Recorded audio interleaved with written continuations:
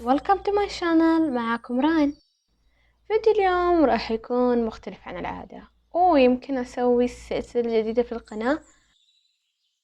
تكون هذه السلسلة خاصة بالكتب. فيديو اليوم حتكلم عن كتب غيرت نظرتي للحياة. المهم، لا أطول عليكم، خلونا نبدأ في المقطع. قبل ما نبدأ صلوا على النبي صلى الله عليه وسلم، ناخذ جرعة كافيين وليتس جو.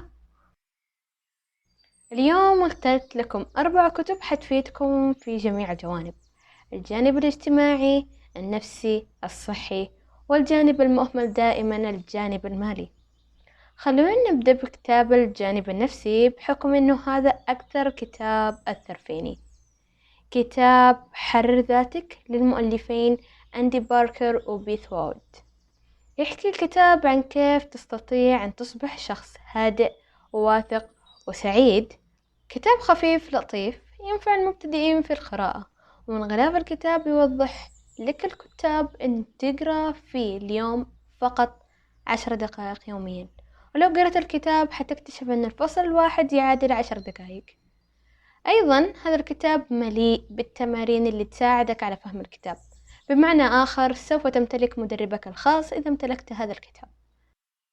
لكن أنصح من يشتري إنه ما يقرأ الكتاب مرة واحدة فقط، الأفضل لمرتين أو 3 حتى تقدر تفهم ويثبت الكلام بطريقة أفضل وتستفيد الاستفادة القصوى من الكتاب.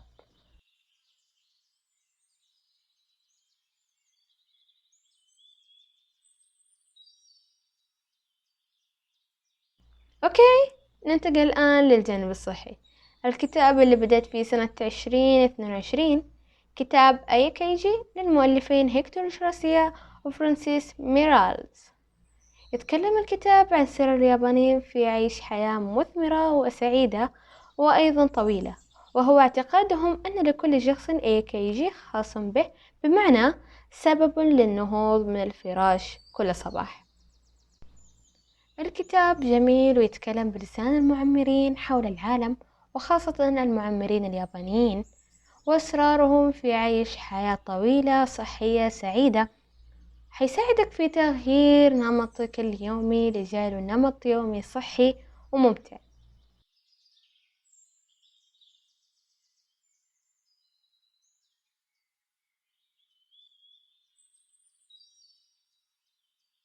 خلينا الآن ننتقل للجانب الاجتماعي، وهو أحد كتبي المفضلة، كتاب كيف تكسب الأصدقاء وتؤثر في الناس في العصر الرقمي، للكاتب ديل كرانجي وشركائه.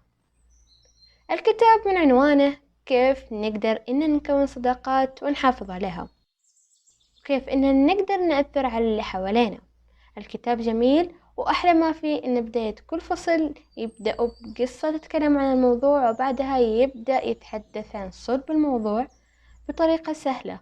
هذا كان من أوائل الكتب اللي بدأت فيها. بعد ما رجعت القراءة حرفيا كان ممتع، كنت أتحمس كل ما خلصت فصل إني أقرأ اللي بعده. صراحة أنصح هذا الكتاب للي يبدون يقرون من سلاسة الكتاب وتشويقه.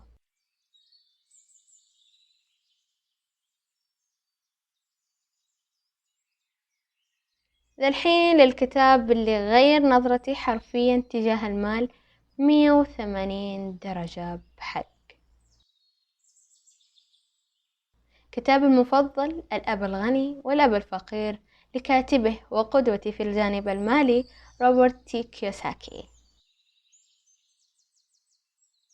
وبقول حقيقة ما أقدر أنكرها، إنه هذا الكتاب، أو بالأصح هذا الكاتب العظيم، هو كان سبب من أسباب إني أفتح القناة هذه، طبعا بعد الله سبحانه وتعالى.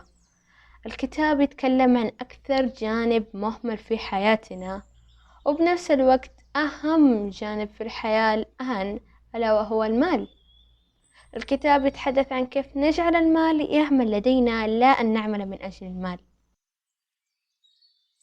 وإيش الفرق بين الطبقتين الفقيرة والوسطى والطبقة الثرية.